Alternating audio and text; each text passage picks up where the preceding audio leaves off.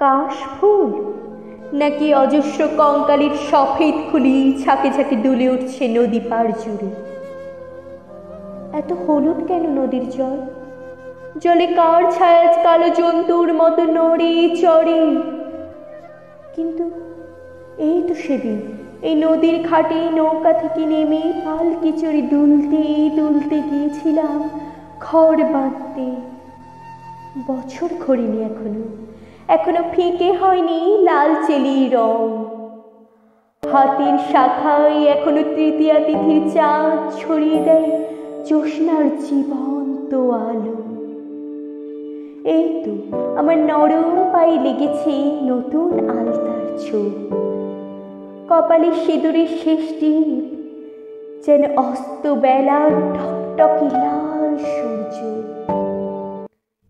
ওই তো সাজানো চিতায় শুয়ে আছে আমার ৭২ বর। ৬টা ঋতুকাল জুড়ে আসা রাত্রির সঙ্গে এক্কা দোক্কা খেলতে খেলতে ভোর ছুঁয়েছে পূবের আকাশ। নির্জন রাত্রির সঙ্গে দিনের আলোর সঙ্গে কথা বলতে বলতে নিভে গেছে আমার কণ্ঠস্বর।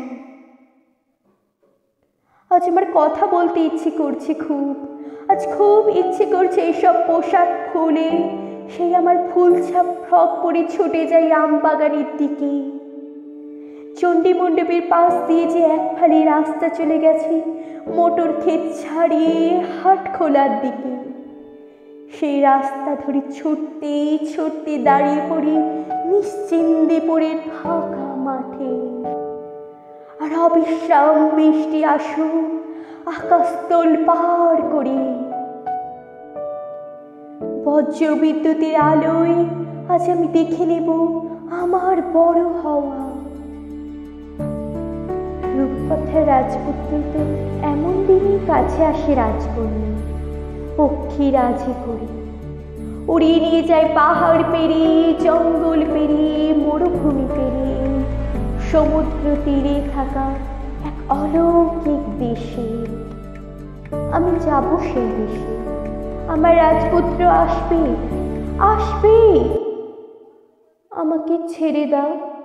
কেন আমাকে নিয়ে যাচ্ছে এই জ্বলন্ত আগুনের দিকে? কেন আমার দুপাশে এত পৈশাচিক উল্লাসে মন্ত্র পড়ছো তোমরা?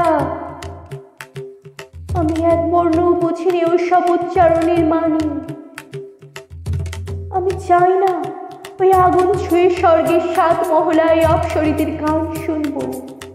আমি বিশ্বাস করি না আমার পোড়া শরীরের ছাই মঙ্গল করতে পারে এই পৃথিবী। ঝলসে যাচ্ছে আমার গা, কালো হয়ে উঠছে আমার সোনালি বাহু। আমি ছাপ দিচ্ছি হলুদ জলে।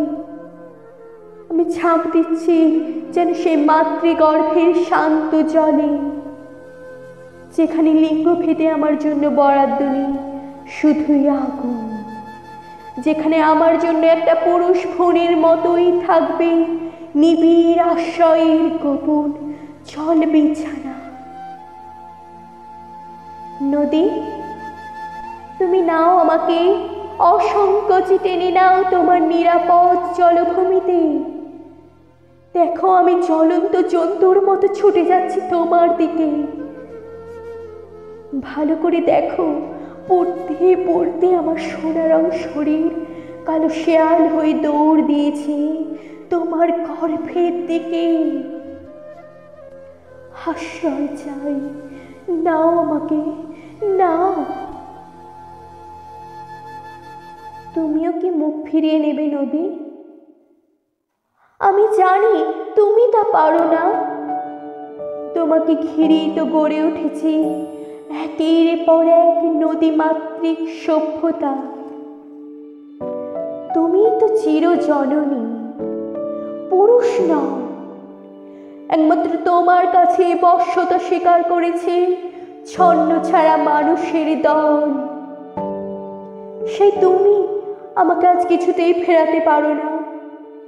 নাও, আমি ছাপ দিচ্ছি, ছাপ। গর্ভপাত নদী, গর্ভ প্রভাত আজ।